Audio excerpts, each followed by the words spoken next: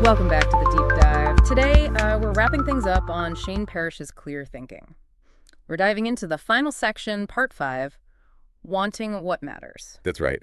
And this part is really crucial, especially for you, the listener, looking for those actionable takeaways. It brings everything together. Yeah, it focuses on, well, what actually makes for a good life and how the clear thinking we've been talking about helps us prioritize that. Exactly. We've looked at how to think clearly, how to avoid those mental traps. Now it's about applying that clarity to what we actually want. Parrish makes a great distinction here between just effective decisions and genuinely good decisions. Good decisions being the ones aligned with a fulfilling life, right? Not just getting something done. Precisely. And he kicks this section off with Dickens, A Christmas Carol. Scrooge, such classic. But Parrish uses him to make a point about decision-making. It's a powerful lesson, isn't it? Beyond just the Christmas story. It's about knowing what's actually worth wanting, not just how to get what society tells you to want. Like wealth and status in Scrooge's case, he played by that scoreboard. He absolutely did. Oh. But it cost him meaningful relationships, genuine connection. Parrish links this straight back to those defaults we discussed earlier: social pressures, inertia, ego. The things that can lead to that deep regret, the regret of not living a life true to yourself. Scrooge felt that acutely. He did. He was sort of trapped by those defaults, especially the chase for external validation. It took, well, ghosts to shake him out of it. A pretty dramatic intervention. It makes me think of that concept Parrish brings in, the hedonic treadmill. Oh, yeah, from Brickman and Campbell. Yeah. That constant cycle of wanting more. You get the thing you thought would make you happy. Parrish uses the example of getting a car as a teenager. Right. The initial thrill is huge. But then it fades, doesn't it? You get used to it, you see other cars, and you're back to wanting something else.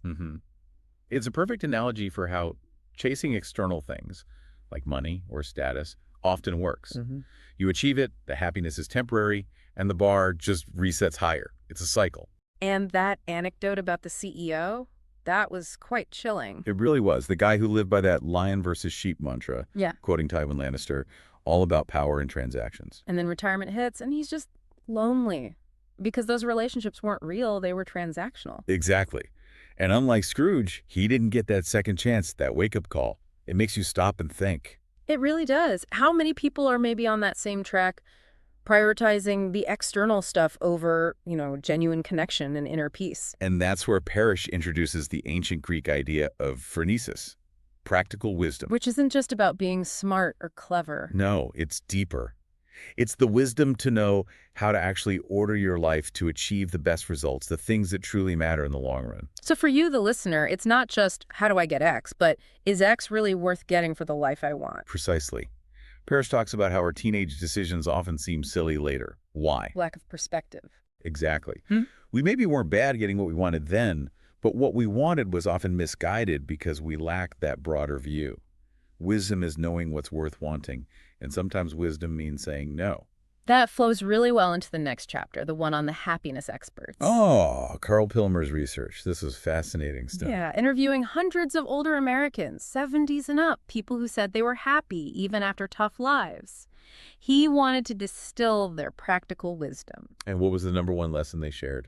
Life is short. It goes by so fast. And they didn't mean it in a morbid way, apparently. It was more like... A call to action. Right. Like, don't waste it. Prioritize what actually matters now. One person even wished they'd grasped that in their 30s, not their 60s. That really drives home Parrish's point about turning future hindsight into current foresight, doesn't it? Totally. And their list of what was important, it was so consistent. Yeah, things like expressing care for people now, spending time with your kids, savoring the small, everyday pleasures, finding work you actually love, or at least find meaningful. And being really careful about choosing a life partner. It's all very human, very relational. And then the list of what they said was not important for happiness. That was just as telling. Definitely. Working just for the money, not important.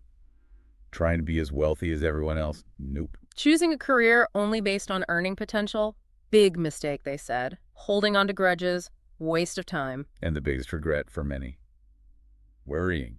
Especially worrying about things that never even happen. Oh, that one hits home. How much energy do we spend on anxieties about futures that don't materialize? It puts things in perspective. So for you listening, maybe it's about focusing more on your actions, your relationships, things you can influence rather than external comparisons or future fears. And that key insight Pilmer highlighted from one person. Happiness is a choice. not a condition. Yeah, that's powerful. It's not just about circumstances, it's an internal stance and attitude. Pillemer distinguished between the external events and our internal attitude towards them. Happiness requires a conscious effort, a shift towards optimism, towards hope. It reminds me of Marcus Aurelius.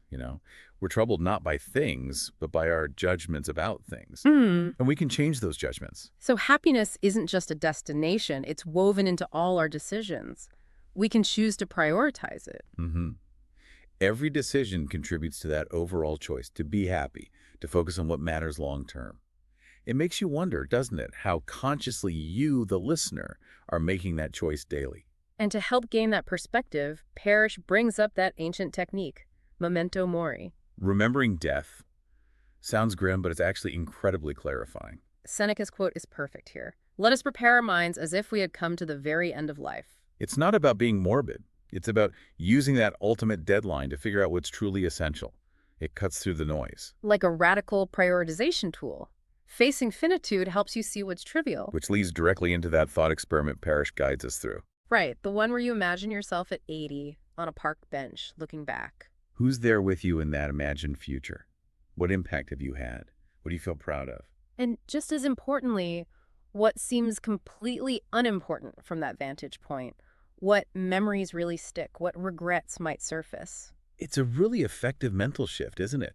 Pushing aside the immediate fears and desires to see the bigger picture. Steve Jobs used a version of this, didn't he? That quote about death being the best tool for making big choices. Exactly. He said, remembering he'd be dead, soon stripped away all the external expectations, pride, fear of failure, leaving only what was truly important.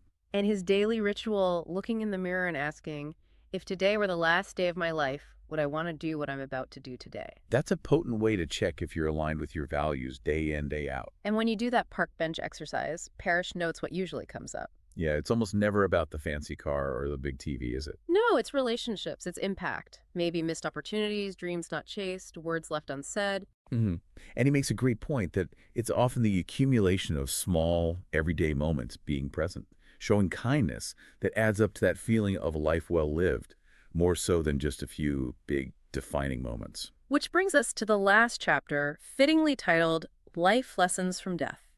And back to Seneca. It is not that we have a short time to live, but that we waste a lot of it. Oof. That hits hard. The idea is that looking at life through the lens of its end gives you this raw clarity. It exposes the gap, doesn't it, between who we are now and who we truly want to be or who we hope we will have been. Parrish shares his own reflections, thinking about his impact on loved ones, being present, contributing, things most of us probably connect with. It gives you that long-term perspective. He uses the analogy of solving a maze backward. Start from the end, yeah. Know where you want to end up. It reminds me of Aristotle, too. Knowing the best good helps you aim your life, like an archer needs a target. So the key question becomes, if this were your last year, would you live it the same way you're living now? Probably not for most of us. It shifts priorities pretty quickly away from, say, sweating the small stuff or getting caught up in trivial conflicts. Right.